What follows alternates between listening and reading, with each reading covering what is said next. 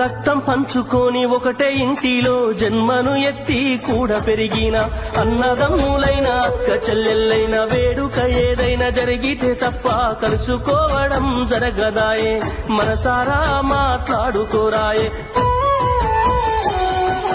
భోజనాలకు గంట ముందు వచ్చి పని ఏదో ఉందన్న సాకుతోటి మొక్కువడిగా భోజనం అయిన వెంటనే ఉంటామంటూ వెళ్లిపోవుడాయే కనతల్లిదండ్రులను పలకరించే తీరిక లేని సంపాదనాయే కనతల్లిదండ్రులను పలకరించే